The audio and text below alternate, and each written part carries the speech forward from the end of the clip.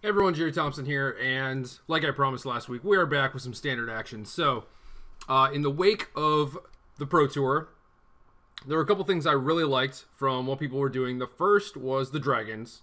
Dragons were great, and the second thing I really liked was the interaction with Death Mist Raptor and Den Protector. So, we're going to be working on that today. I tried this in a few different shells. The one that I thought was the coolest and maybe the best idea was in the green-red dragon deck, but I don't know, it felt okay there. It didn't really feel great to me. It just didn't feel like it was the right deck.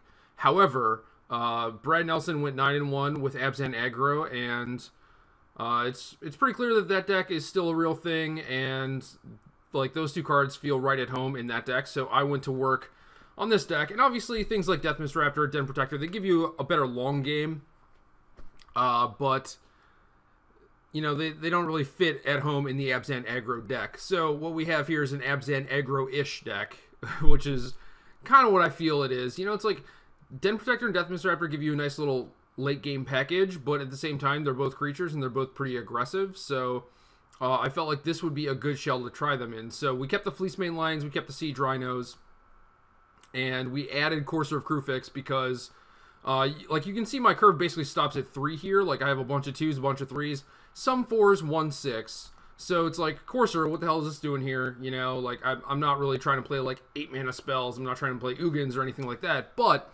we do have a lot of stuff, like Death Mist Raptor, Den Protector, that are very mana-intensive. Fleece Mane Lion kind of also falls under that category. And then we have one Elspeth as this mid to late game breaker. So, if you're witnessing back a bunch of stuff with Den Protector, you're going to want a bunch of mana. If you're trying to do a bunch of morph shenanigans with Death Mist Raptor and whatnot, you're going to want a bunch of mana. And also, of course, Crufix just, like, smooths out your draws, you know? Like, every turn, if you have a land on top, you get to play that for free, and then you get a shot at actually drawing a spell for the next turn. So, Courser gives you a lot of card advantage and a decent amount of card selection as well, especially with fetch lands. So, I think Courser is at home in this deck. I could see it just being a 3 of, but I want to play with 4 and see actually how the card performs and see whether or not I'm actually in the market of drawing multiples. So we also have 26 lands, which again is a nod to the high mana requirements for a lot of cards we have in our deck. And we just have a bunch of removal spells, basically, and that's kind of the area where I'm tripped up right now. Like, the mana base could certainly use some work because it's not perfect by any means, but I think this is a good step 1, basically. But the removal spells are the things that I'm just like, okay, we need to lock this down. We need to figure this out. This is really important because the threats that exist in Standard now are so varied and so different, and everything requires, like, a different spell to kill it. So there are things like Ojutai, there are things like Silumgar, the Dragon Lord, the 3/5. There are Planeswalkers, there are Rabble Masters, there are Siege Rhinos, there are Dragons, and all these things. Like, you can't just put a Doomblade in your deck and kill all these things. So we have some things like Hero's Downfall that kill Planeswalkers, but I think Planeswalkers are pretty much on the decline at this point. Not only are they not very good against things, you know, like decks like these that are just, like, very aggressive. They're not very good against mono red decks, and now they're kind of actually dangerous against control decks because they have Dragon Lord Silumgar. So even with these 2 Planeswalkers and another in the board, I've already had situations where my opponent Silumgars my Elspeth or whatever, and it's like, oh crap, like that's actually an issue. So you kind of run the risk of just getting crushed by your own awesome cards. So I feel like Planeswalkers are going to be much less popular than they were in the previous months, but I still want to play a few. Like, Sorin is one of the cards that you want against red aggressive decks. Like, you can play a couple Siege Rhinos and still lose to them, but if you have, like, 2 or 3 creatures, play a Sorin and get a hit in, it's really tough for them to win, especially since you just probably dealt them a bunch of damage, and now they have to send 5 damage at Sorin to actually kill it, so you don't get to use it next turn. So I think Sorin is one of the best cards there, and it's okay basically everywhere else, but you got to be careful with your Planeswalkers. You don't want those getting stolen by Silumgar and just getting crushed by them. So you got to be careful. But basically, I just think that Planeswalkers are going to be slightly less popular, so I'm fine cutting a Downfall. We also have things like Ultimate Price to give you that Downfall-ish effect, you know, that destroy any creature that was the main mode of Hero's Downfall, really. But, you know, things like Ultimate Price, they just kill Stormbreath Dragon for 2 mana. It's super cheap. It kills Rabblemaster for 2 mana. It's super cheap. Basically, no matter what they're doing, Ultimate Price is there to help you, except if you're playing like a mirror match and they have Siege Rhino and Fleece Mane Lion. So, Price does not solve all the issues. I do feel like it's a solid 2 of, because you do want some 2 mana removal. And to kind of add on to that, we have a couple Bile Blights, just because Mono Red won the Pro Tour and we're playing on Magic Online. So I feel like Mono Red is probably going to be kind of popular. And then the other 2-drop removal spell is not really a 2-drop at all. It is a command. It requires a creature to be in play. So you can't play it on turn 2, basically. But when it comes to turn 5 and you're playing a 3-drop, you really want a 2-drop to go along with that 3-drop. So you start hitting that 2-spell territory as soon as possible. So I do appreciate the abundance of 2-drops in this deck. It is very, very nice.